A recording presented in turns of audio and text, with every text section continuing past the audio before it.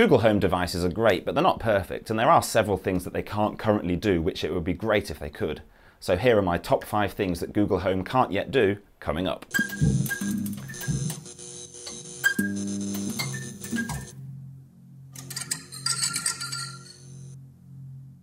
Hello, welcome back to Switched On Network. I'm Paul FP, and if it's your first time here, this channel covers technology, gadgets and the internet, etc. So click on the subscribe button and the notification bell so you won't miss any great new videos. So first off, if you're listening to music on one of your home devices, you can't transfer the music you're listening to another home device, Chromecast or group.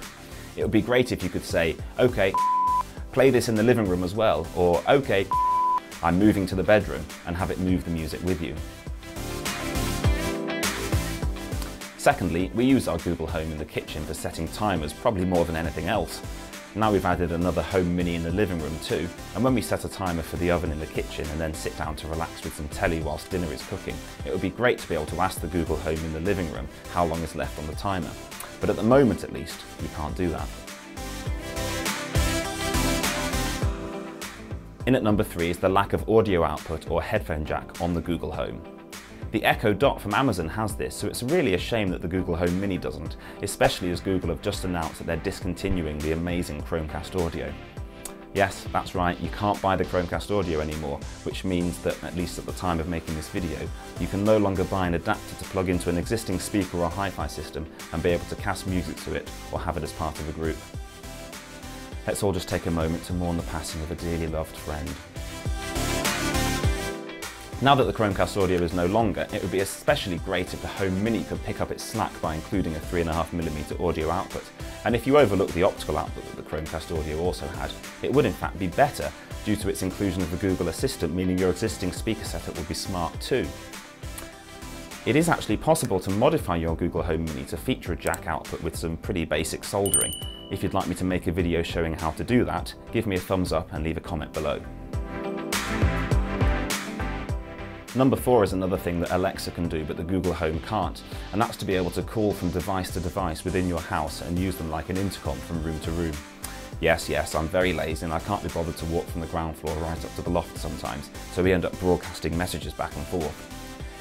The adverts for the Amazon Echo devices show a guy who's locked himself in the garage, so I don't know if it's a patent thing or what, but for whatever reason it's not a feature of the Google Home. Last but not least, at number 5, it's perhaps my number 1 gripe with Google Home, and that's its lack of integration with G Suite accounts.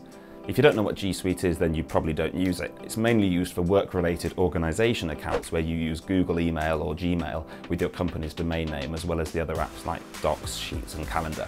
If you want a free trial, click in the video description.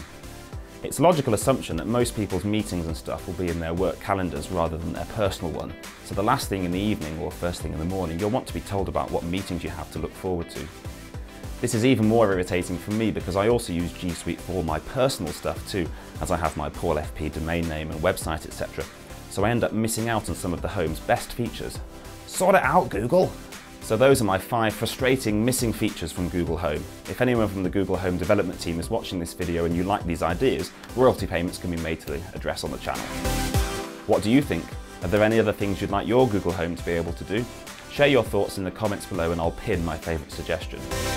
I hope you've liked this video. Please give it a thumbs up if you did like it, and think about subscribing to the channel for more videos just like this one. You can check out some of our other videos on screen now. For example, click up here to find out how you can locate your phone if you ever lose it or it gets stolen. Thanks for watching, and I'll see you again soon.